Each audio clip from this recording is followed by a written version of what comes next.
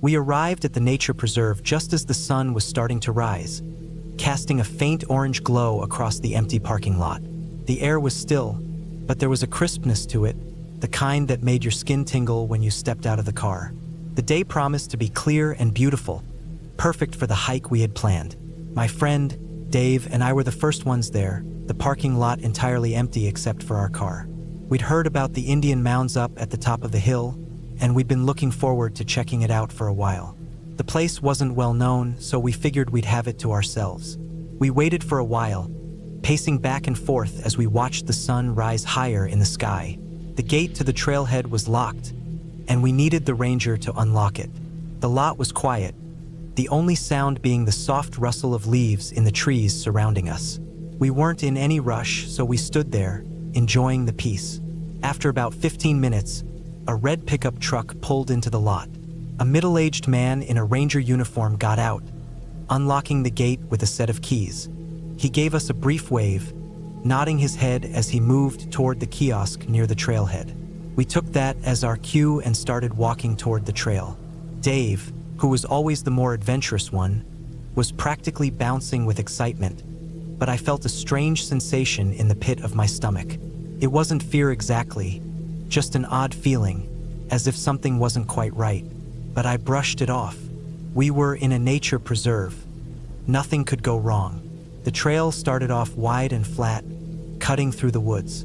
The trees were tall and dense, but sunlight filtered through the leaves in streaks, illuminating patches of the earth below. The scent of pine and damp earth filled the air, and for a few minutes it felt like we had the whole world to ourselves. We made small talk, chatting about work and life, the kind of conversation that you have when you're with a friend and there's nothing else to do but walk. The hill in front of us was long and gradual, but it stretched out far enough that we couldn't see the top from where we stood. The Indian mounds were supposed to be up there, remnants of some ancient civilization that had used the land for burial sites and rituals. It was supposed to be a peaceful spot, but for some reason, there was an undercurrent of something I couldn't shake. Something in the air that made the back of my neck prickle. As we walked, we spotted her. At first, I didn't think much of it. She was walking down the trail, coming toward us. She had a confident stride, but something about her stood out. She was dressed all wrong for a hike. She was wearing a black dress and a pair of high heels, the kind that you'd expect to see in a city, not on a trail. She had a large, leather purse slung over her shoulder, and her hair was styled in a way that suggested she'd spent time getting ready that morning, not rushing out to enjoy nature. My first thought was that she must have been lost, maybe out for a walk and stumbled onto the trail by mistake. We slowed down as she approached, stepping off the path to let her pass. But instead of walking by without a word, she stopped in front of us, looking a little unsure. There was something in her expression, a kind of nervous energy, that made me uncomfortable. "Hey, we're heading up to the Indian mounds," I said. "What's it like up there? Is it worth the hike?" Her eyes flickered nervously. She glanced back down the trail, her gaze darting to the trees behind her as if something was watching her. She looked back at us, but her voice sounded shaky when she replied. "It's creepy up there," she said, almost under her breath. "I wouldn't go if I were you." Her words hung in the air between us for a second, and I felt a chill run down my spine. I didn't know what it was, but something about her tone, the way she said it, made it sound like more than just a casual warning. There was an edge to her voice, like she had seen something up there that had shaken her. We nodded politely, not wanting to press the issue. Dave, who was always more skeptical than me, shrugged and said something along the lines of, "Well, it can't be that bad." He was trying to shake off the strange feeling, but I wasn't so sure. Still, we continued on, walking up the trail in silence for a few moments. As we moved up the hill, I kept glancing back, my eyes lingering on the woman as she continued down the trail. She hadn't gone far, maybe just a few feet, but I couldn't shake the feeling that something wasn't right. The way she was dressed, her demeanor, it didn't fit with the surroundings. We were in the middle of a nature preserve, miles from the nearest town, and here she was, walking down the trail like she was on her way to work. It didn't make sense. Then it hit me. We hadn't heard her come up behind us. We'd been standing still for a while, and when we looked up, she was there, suddenly walking down toward us. That wasn't normal. People don't just appear on a trail like that. We continued walking, but now my mind was racing. I kept stealing glances back, watching for her. But something was off. She wasn't there anymore. I stopped and turned around, squinting down the trail. There was no sign of her. No heels clicking on the dirt, no rustling of leaves, nothing. She was just gone. I looked to Dave, but he was already frowning, his brow furrowed as he looked back down the hill, just like I was. We both scanned the path, but there was no sign of her anywhere. I don't know what it was, but at that moment, I felt an overwhelming sense of unease. The trail was straight, open, and clear. There were no side paths or any place she could have hidden. It was impossible for her to have disappeared so quickly, especially in a place like this where the terrain was thick and rugged. We hadn't heard any movement or seen any sign of her veering off the trail. Dave glanced at me, his face pale. "She shouldn't have been here," he said, his voice low, almost like he was speaking to himself. "Yeah, I know," I replied. I didn't want to voice the thoughts that were creeping into my mind, but I couldn't shake the feeling that something wasn't right. It wasn't just the way she'd dressed or the warning she'd given us. It was the way she had appeared out of nowhere and vanished just as quickly. We stood there for a moment, both of us staring down the trail. I don't know why, but I felt a deep, unsettling sense that we weren't alone anymore. It was as if the entire forest had gone silent, and the world was holding its breath. Without a word, we turned and continued up the trail, though the air felt heavier now, like something was watching us. The trees seemed to close in, their shadows stretching longer across the path. Every rustle, every snap of a twig felt amplified, like the forest was full of eyes, all fixed on us. My heart was pounding in my chest, and I kept glancing over my shoulder, half expecting to see that woman reappear, but she never did. The further we went, the more I felt like we were walking into something we didn't understand. The Indian mounds were supposed to be a place of history, of ancient culture, but in that moment, they felt like something else entirely. The land itself seemed to hold secrets, and I was starting to wonder if we were meant to uncover them, or if we were just trespassing on something we weren't supposed to find. By the time we reached the top of the hill, the unease hadn't gone away. We stood there for a few moments, taking in the view. The mounds were spread out before us, their shapes rising gently from the earth. It was beautiful, but I couldn't shake the feeling that something was off. Something had changed. We weren't alone. We didn't talk much on the way back down. The trail, which had once seemed so inviting, now felt different, darker, somehow. When we reached the parking lot, we were the only ones there again.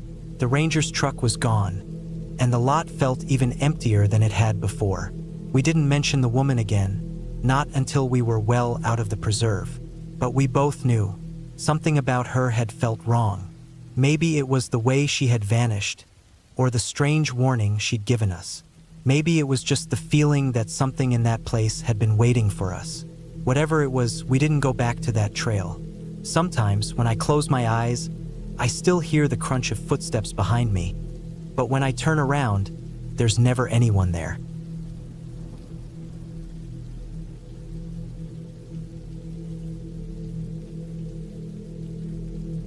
The air was cold as I laced up my boots, the kind of cold that makes your fingers tingle and your breath visible in small puffs.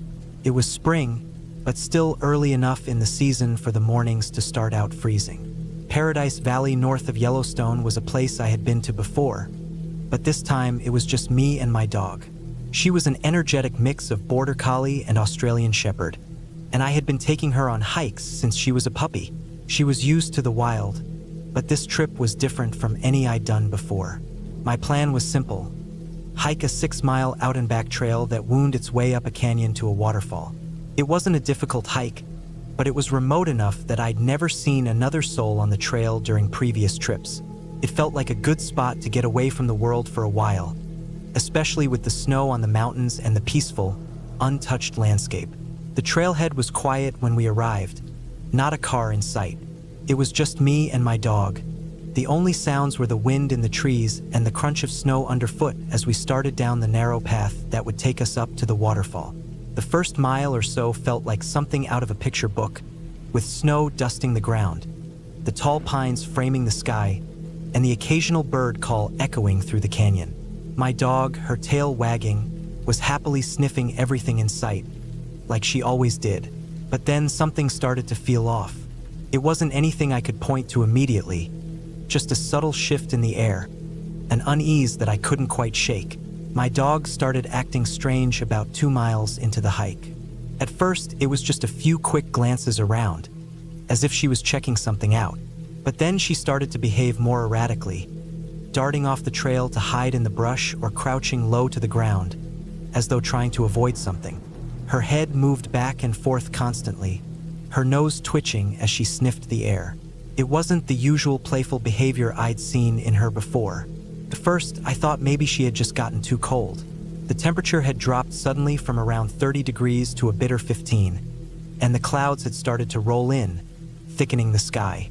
I'd been out in the wild enough to know that storms could hit fast in this part of the world, and I figured that the change in weather could have made her anxious. The wind had picked up too, whipping through the trees with a sharp bite. But then I noticed something else. My dog's movements became more frantic. She darted from one bush to the next, hiding herself behind rocks, as if she were trying to find cover. She was twitchy, nervous, constantly checking the tree line with that wide-eyed, hyper-alert look I had never seen her exhibit before. I called her name a few times, but she only half listened, as though something else had her full attention. This wasn't normal. She was usually pretty good about staying close, and her erratic behavior was making me feel uneasy. It wasn't just her. As I looked around, I realized how quiet everything had become. There was no chirping from birds anymore, no sound of animals moving through the underbrush. Even the wind seemed to die down for a moment. The only noise now was the faint crunch of snow beneath my boots and the rustling of dry leaves caught in the occasional breeze. I stood still for a moment, trying to shake the feeling that something was off. My dog was still acting out of character.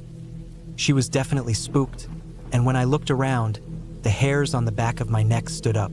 The place was still too still. I couldn't put my finger on it, but something felt wrong. Maybe it was the storm rolling in. Maybe it was the drop in temperature. But I couldn't ignore the fact that something was making my dog act like this. I decided to turn back, figuring that if the storm was coming, it was better to head back to the car than press on and risk getting stuck in bad weather. It wasn't easy. The further we went back, the more my dog's behavior escalated. She started to dart between trees and bushes, her movements sharp and frantic, like she was trying to escape something. She wouldn't stop twitching her nose, sniffing the air, eyes constantly moving back and forth. I couldn't understand why she was acting this way, but I started to feel like there was something else out there with us. The feeling grew stronger the closer we got to the parking lot. I kept checking over my shoulder, half expecting to see something lurking just out of sight, but I saw nothing. I tried to push the thought from my mind, but I couldn't shake it.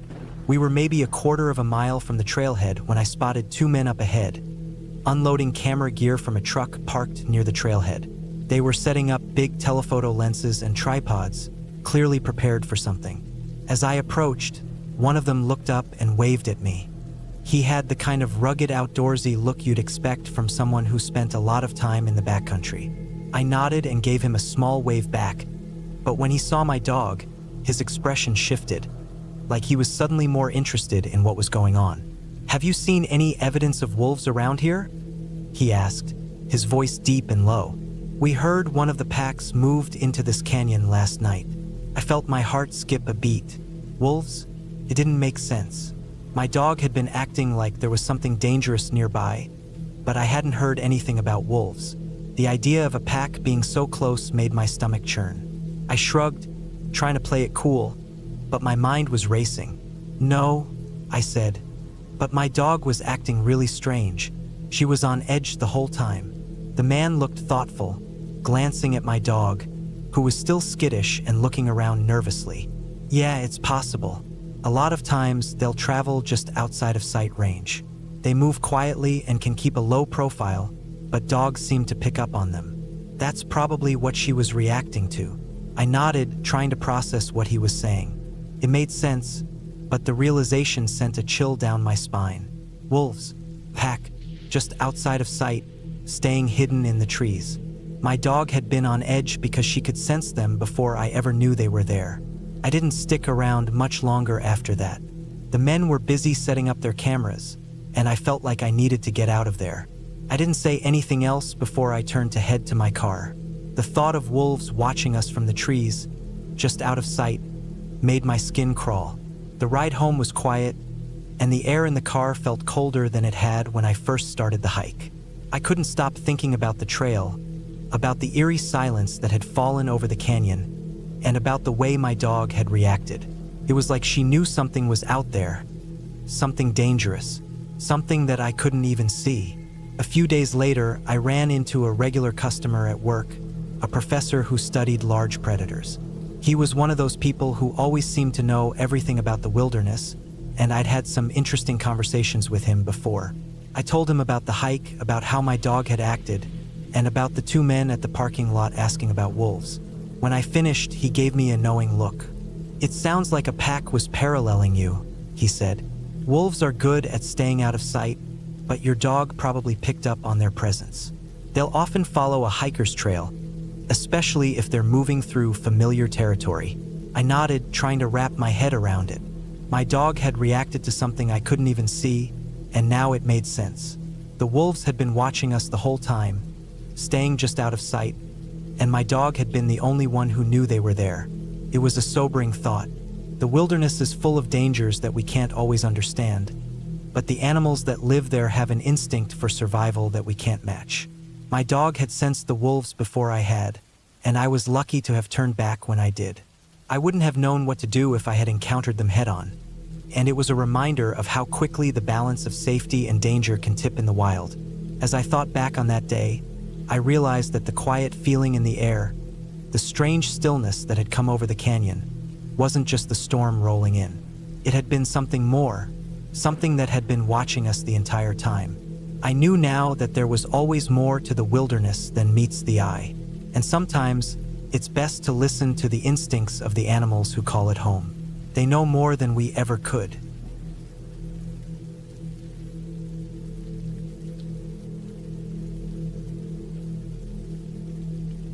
It was a cool evening, and the kind of crisp night air that makes you feel a little more alive, like a reminder that nature is always there, just waiting for us to pay attention. My Great Pyrenees and I had been hiking on this same trail countless times. It was a 5-mile loop in a semi-urban area, familiar territory where we often encountered a mix of wildlife, deer, rabbits, the occasional fox, nothing that ever really put us on edge. But tonight, something felt different. Normally, on a trail like this, the sight of deer darting out in front of us doesn't faze either of us. She's used to it. In fact, she usually picks up the scent of them before I even see them, tail wagging, nose working overtime. It's something I've always admired about her, how in tune she is with everything around us. But tonight it was different. We were about a mile into the hike, the sun long gone, the dimming light turning into a blanket of stars overhead. I kept a steady pace, listening to the crunch of gravel and leaves underfoot. The dog was ahead of me, as usual, her fluffy white coat glowing faintly in the low light. I looked over at her, and that's when I noticed something odd.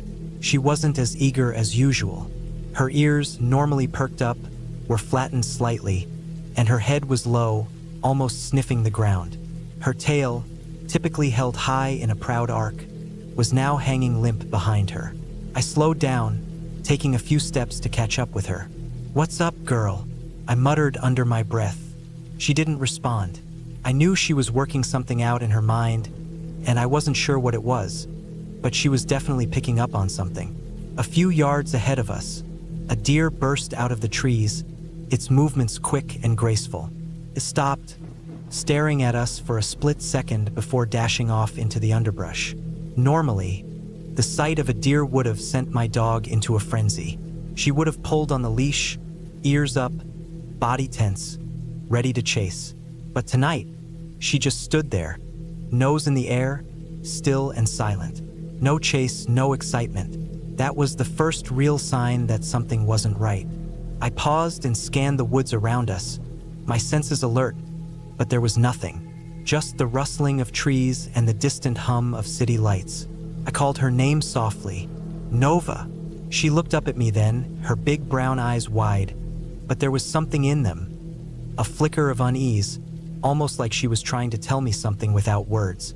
Her body language was more than enough to set off a warning bell in my mind. I adjusted the grip on the leash and began to move a little slower, watching her carefully. She wasn't pulling me forward like she usually did.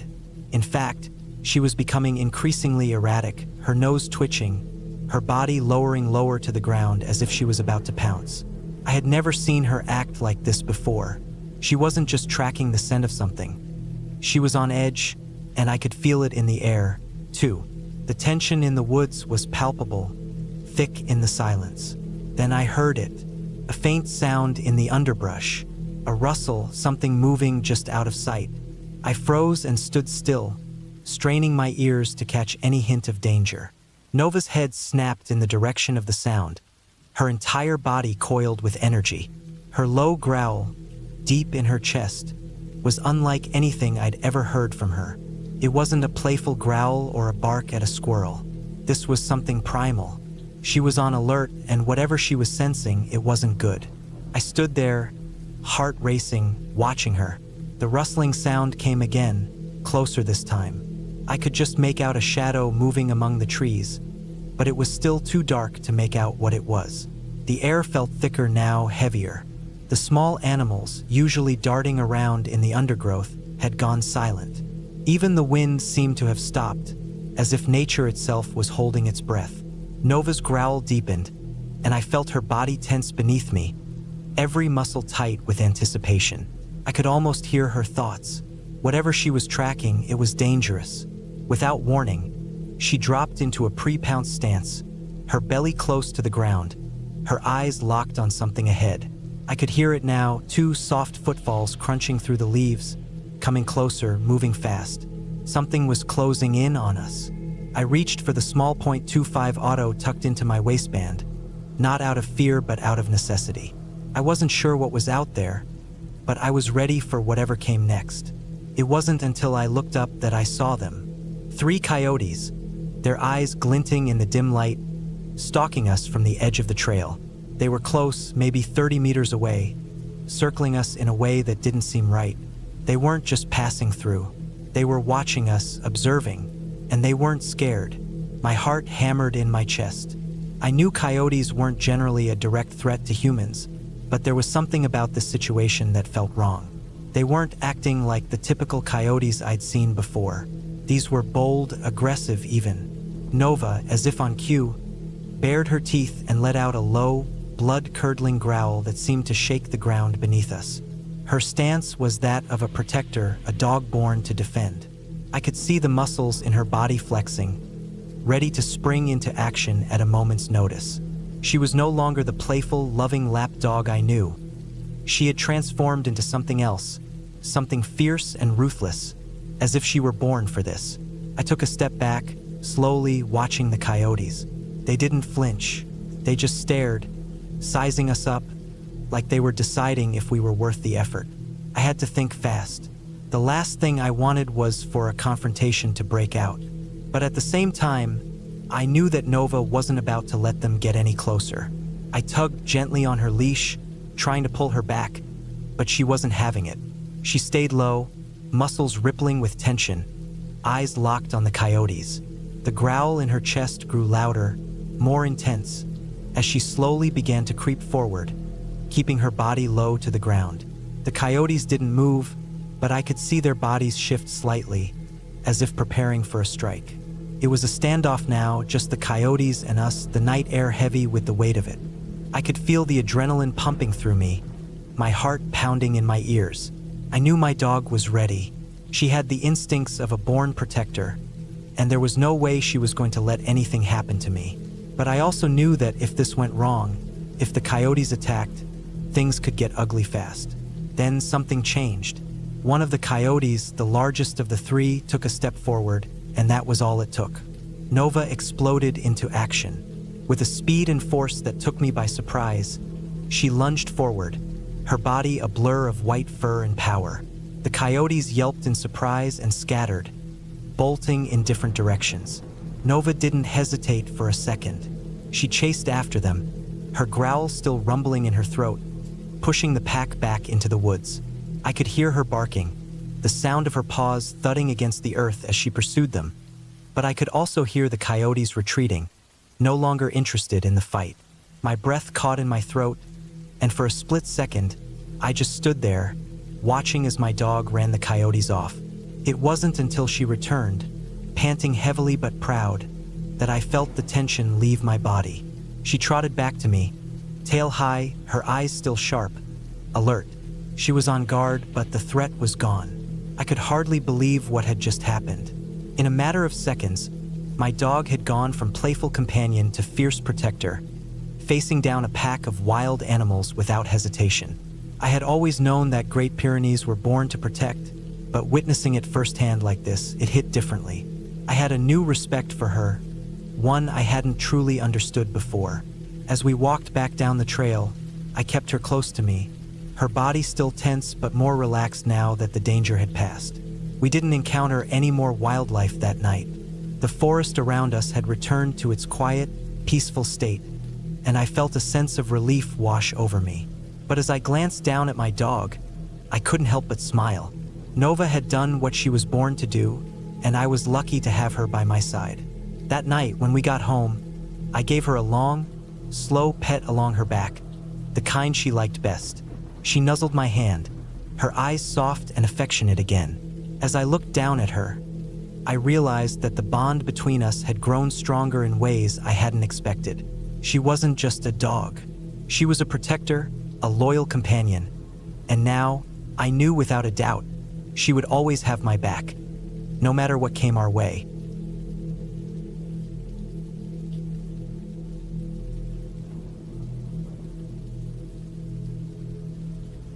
This happened last June.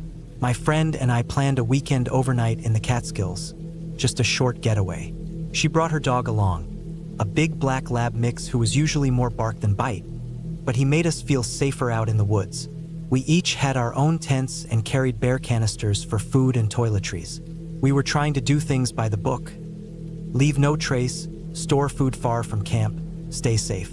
You know, all the things that are supposed to make the woods a little less wild and a little more manageable. We started our hike around mid-morning. The trail was dry, the sky clear.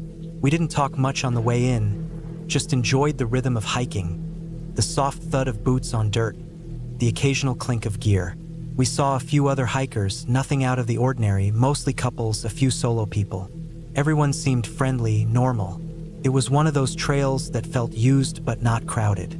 You'd go 20, 30 minutes without seeing anyone, then suddenly pass someone and nod hello. By late afternoon, we found a decent spot to pitch camp, about 100 feet or so off the trail. It was tucked back enough for some privacy, but not so far that it felt isolated. We set up a small camp, tents about 20 feet apart, a little area with logs for sitting, and the bear canisters stashed maybe 60 or 70 yards into the trees, far enough from the tents that nothing would be drawn toward us if something got interested. After we ate dinner, we sat around for a while. The sun dipped behind the ridge, the air got cooler. My friend's dog lay quietly, ears twitching every now and then at some sound in the brush. There was a stillness that came over the woods around 9 p.m., like someone had hit a mute button. No breeze, no crickets, just heavy silence. It wasn't necessarily creepy at that point, just very, very quiet. A kind of quiet you only notice when you realize how rare it is. Eventually, we turned in. My friend zipped into her tent with her dog, and I crawled into mine. I remember feeling warm and calm at first. I had a decent sleeping pad, a summer bag, and I'd been looking forward to just lying still after a long day on the trail.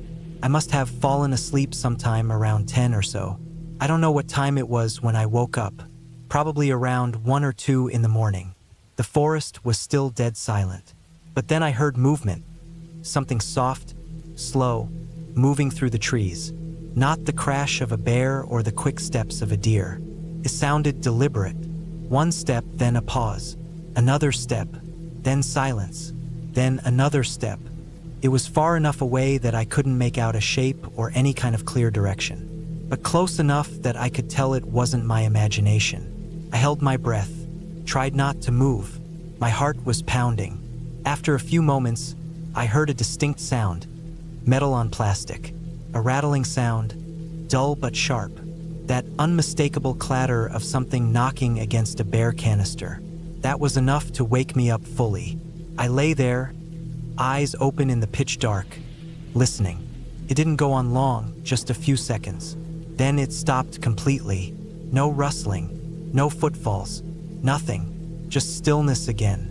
I didn't fall asleep for the rest of the night. I lay in my bag, too scared to get up, trying not to let my mind wander into worst-case scenarios. Every small creak of a tree or shuffle of wind made me tense up. At one point, I thought I heard a soft growl in the distance, but it was hard to tell if it was real or just in my head. My friend's dog barked once, quick and low, but didn't keep going, and everything went silent again after that. When the sky finally started turning gray, I unzipped my tent and stepped out. The woods were cold, damp with morning dew. My friend was already up, looking groggy but alert. Her dog was sitting upright, tail stiff, watching the trees. We talked briefly, both of us trying to act normal, but it was clear we were shaken. She said her dog had growled during the night, low and constant, like he was watching something outside the tent. She'd also heard the same footsteps and rattling. We both agreed it had to be something near the canisters, so we went to check. Her canister was about where we'd left it, tipped onto its side, but otherwise untouched. Mine was gone, just gone. We stood there for a minute, unsure of what to think. The ground around where mine had been was undisturbed. No claw marks, no crushed ferns, no obvious path of something dragging it away. It looked like someone had just walked off with it. I started searching the area, thinking maybe it rolled downhill or got knocked under a bush, but there was nothing. I made wider and wider circles, looking under logs, behind trees. Still nothing. It was like it vanished. That's when I started to consider the idea that it might have been a person. The thought of someone creeping into camp in the middle of the night, stealing my bare canister of all things, made my skin crawl. Seemed insane. Who would even want it? All it had in it was some food, toothpaste, and sunscreen. Not exactly treasure. But as I kept circling through the woods, it started to feel more likely. A bear or raccoon would have made a mess. There'd be signs, noise, disruption, but this felt clean, intentional. We packed up shortly after. Neither of us really wanted to stay a second night. My food was gone anyway, and we both felt uneasy. As we hiked out, we ran into a man who stopped us on the trail. He looked tired and panicked, and he asked if we'd seen a woman trail running alone, his wife. He said she left that morning and hadn't come back when expected. It wasn't alarming yet, but it was enough to add to the weird feeling we already had. We told him no, we hadn't seen anyone, and he thanked us before moving on. A few miles later, we noticed another hiker. He had passed us earlier in the day, heading the same direction we were. We'd watched him go ahead and disappear over a ridge. But now he was behind us again, somehow. We hadn't stopped long enough for him to have gone all the way ahead and then looped back. It didn't make sense. He wasn't carrying much, just a small pack. He didn't say anything, just nodded and kept going. But it stuck with me. The rest of the hike out was quiet. I kept glancing over my shoulder, half expecting someone to pop out of the trees. My friend was quiet too. Her dog kept close to her, tail down. We made it back to the parking lot by early evening. There were a few other cars, but it wasn't crowded. The man looking for his wife was still there, pacing around, talking to someone on a phone. I didn't go near him. I just wanted to get in the car and leave. On the drive home, I kept running everything through my head. The noise, the missing canister, the man looking for his wife, the hiker who appeared behind us. Any one of those things on their own would have been strange, but not necessarily alarming. Together, though, they painted a picture I didn't like. I couldn't shake the feeling that we'd been watched, that someone had been out there with us, close enough to approach in the dark and take something without making a sound. I checked online later to see if there were any updates about the missing woman. I didn't find anything. No news articles, no posts. It made me wonder if maybe it wasn't serious, or if maybe it had been resolved quietly. But part of me also worried that maybe something bad had happened, and it just hadn't made the news. As for my bear canister, it was never found.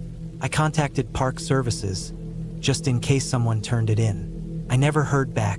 Looking back on it now, I'm convinced it was taken by a person. Animals don't move like that. They don't walk carefully, pause after every step. They don't remove a canister without disturbing the ground around it. And if it had been a person, they would have had to know where it was stashed. They would have had to watch us place it there. That's what bothers me the most. The idea that someone might have been out there watching us set up camp, waiting for nightfall. Since then, I've been more cautious on the trail. I still go out, I always will, but I'm more deliberate now. I don't camp near obvious trail spots. I stash food even farther. I keep a light on at night, and I don't assume I'm alone, even when it feels like it. That trip in the Catskills wasn't the scariest in a flashy way. There were no growling bears or sprinting shadows, but it got under my skin in a way that no other trip has, because it felt like someone was out there, not just wandering, but watching, waiting, and I don't know what they wanted.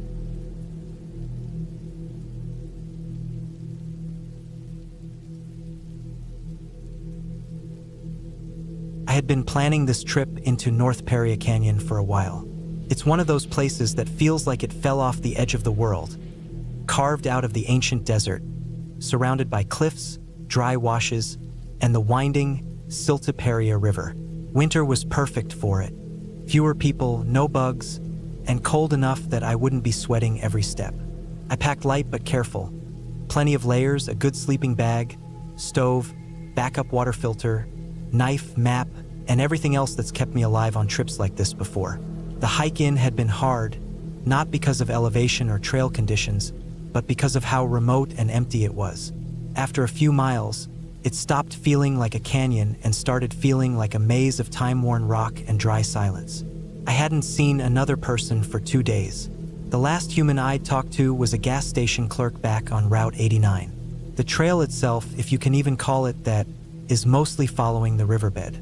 The ground gives under your boots, the sand swallowing every step like it's trying to slow you down. 9 miles in, I found the ledge. It was about 600 feet up a steep slope, part switchback slick rock, part loose scramble. The climb up to the ledge took longer than I'd guessed, especially with a full pack, but when I finally got up there, it was worth every ounce of sweat. From where I pitched my tent, I could look down over the winding Paria River and the canyon walls catching the last orange light of the day.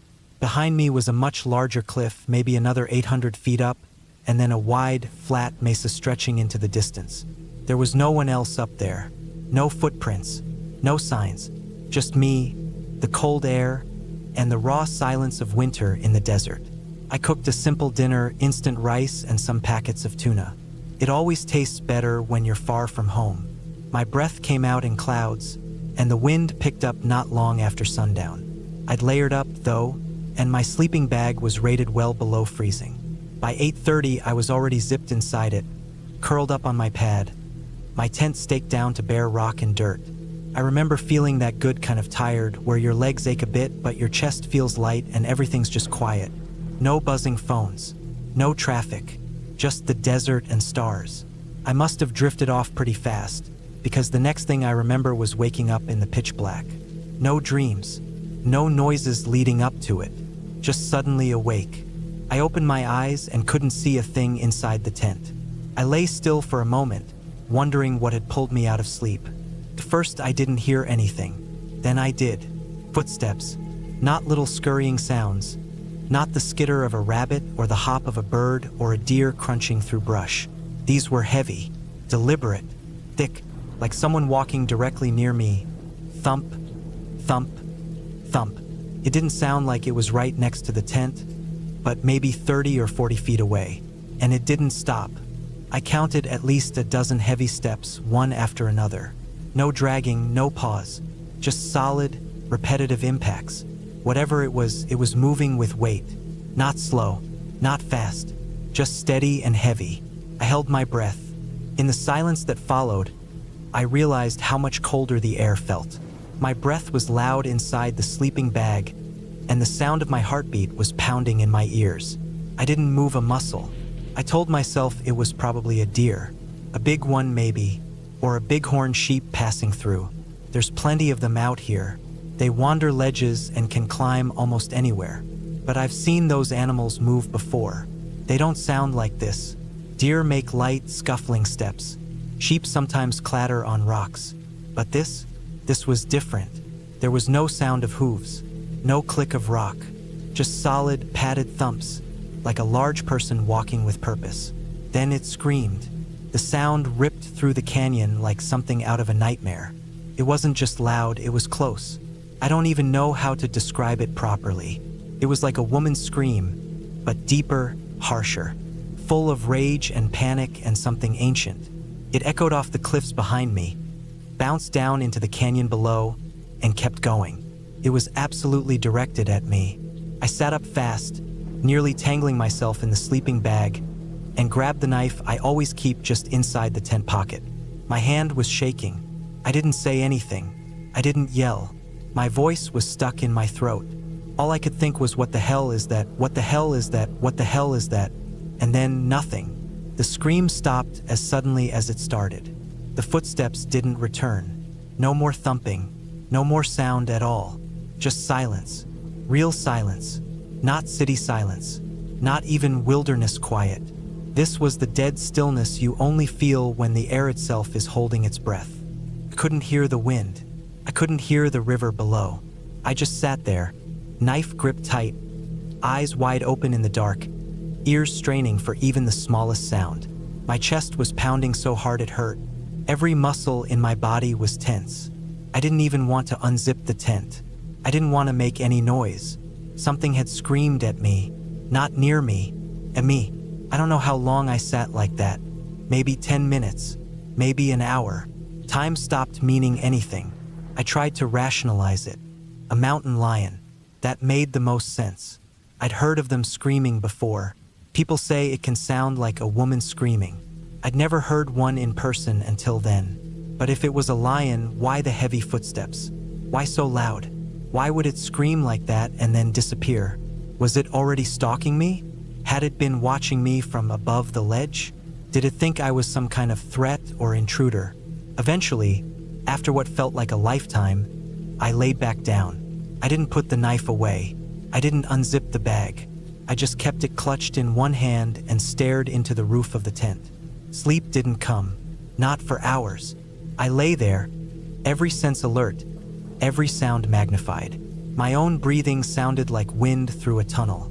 Every time the tent fabric shifted with a breeze, my body tensed. Every rustle, every creak of my sleeping pad, every tiny sound was a fresh wave of adrenaline. I started to wonder if I'd imagined it, if the sound had been a dream. But no, I knew I'd been awake. I was aware. I remembered. It wasn't a dream. I don't know when I finally passed out, but I did. The next thing I remember was waking up again to the pale light of dawn. My body was stiff and cold, my mouth dry, my hands sore from gripping the knife. I sat up and looked around.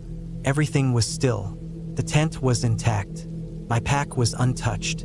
There were no drag marks, no disturbed rocks, no blood, no claw marks. I stepped out slowly, boots on, knife still in hand, and scanned the ledge.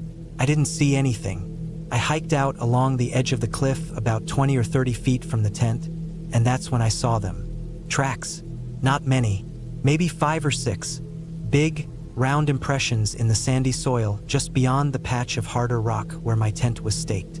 They weren't human. They were wide and soft-edged. I couldn't make out claws clearly, but they were too large to be a coyote or bobcat. And they weren't hooves. They were padded, cat-like, mountain lion. The prints were spaced wide, and the pattern matched the pacing I'd heard the night before. Thump, thump, thump. The animal must have come from the mesa above, walked right near my tent, and screamed, probably as a warning. Maybe I startled it. Maybe my sleeping pad shifted just as it passed, and it thought I was waking up or moving. I had no food out, no smells to attract it, But I was there, in its path, and it wanted me to know. I didn't hang around much longer. I packed up fast, barely even boiled water for tea. I didn't eat until I was halfway down the slope and closer to the river. Every few minutes, I'd stop and look behind me, listening for that sound again. But it never came. The air was calm. The canyon felt different, emptier maybe, but the threat felt like it had passed. I hiked the entire 9 miles back out that day, no breaks, just steady walking. My legs were sore by the time I reached the trailhead, and I could barely get my boots off at the car.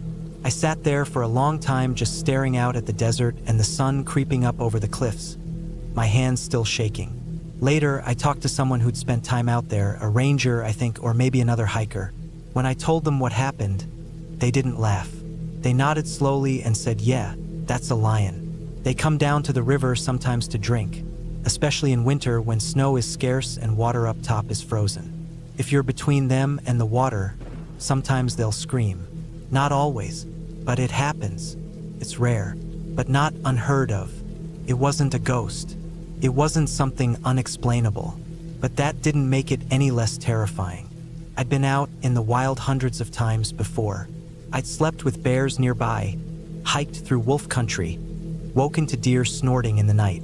But this was different. There's something about being alone on a ledge hundreds of feet above a canyon, miles from the nearest human being, and hearing that sound.